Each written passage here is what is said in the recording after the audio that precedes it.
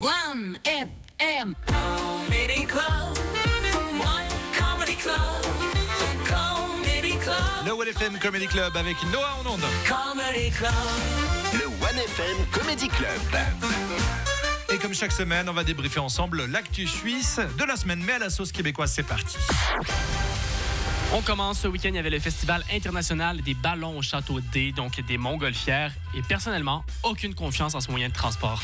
L'idée d'aller dans les airs par un ballon propulsé par du feu dans un panier de pique-nique, il n'y a rien qui est convaincant dans cette idée de base. Je suis d'accord. L'air montgolfière a été inventé par les frères Montgolfière, c'est vrai, dans les années 1780, Joseph Michel et Jacques Étienne. D'où ma question, est-ce que vous connaissez des monsieur ou madame Montgolfière? Non, c'est de Montgolfier, je crois. OK, Montgolfier. Mais est-ce que t'en connais?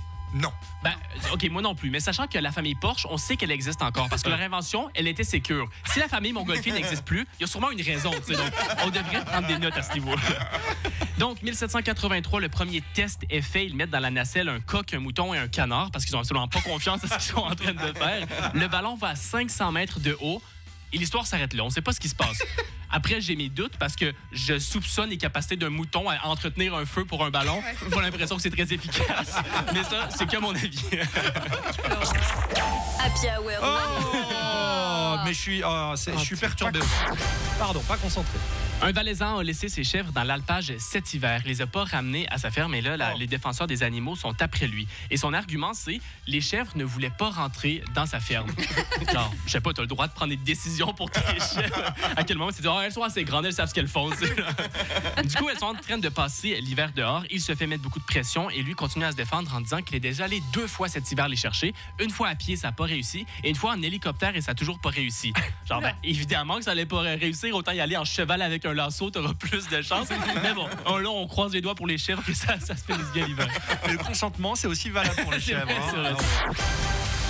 Et on termine avec la saga du moment, la maison de Zep. La population genevoise va voter pour est-ce que la ville peut racheter la maison de Zep. Je dis maison, mais on s'entend, c'est plutôt un manoir. 16 pièces, 7 chambres. Donc, sachant qu'il a 2 enfants, ça fait 4 chambres d'amis. Ce qui est honnêtement beaucoup d'amis pour un BDiste, soyons honnêtes.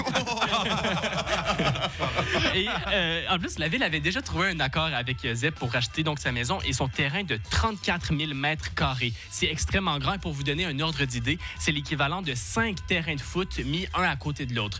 Un terrain de foot, habituellement, on joue avec une formation de 4-4-2. Donc, avec 5 terrains, on pourrait faire du 4-4-2, 8-3-6, 8-4-5-9-2 et ça fonctionnerait en termes de proportion. Et j'ai pas choisi au hasard parce que ça crée quand même beaucoup de présence au milieu de terrain, mais ça permet aux ailiers de déborder sans problème et de centrer. Si Teuf en pointe avec sa crête, il pourrait mettre des buts. Bref, s'il y a un match qui se fait, tenez-moi au courant, je suis chaud, j'ai mes tactiques.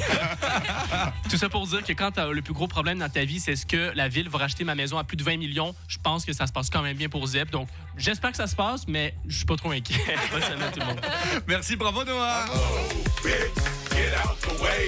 D'autant que la prochaine a l'air pas mal aussi, hein. Elle est au bord du lac, paraît-il. Ouais. Je sais pas pourquoi, toutes les maisons de Zep sont connues de tout le monde. Hein.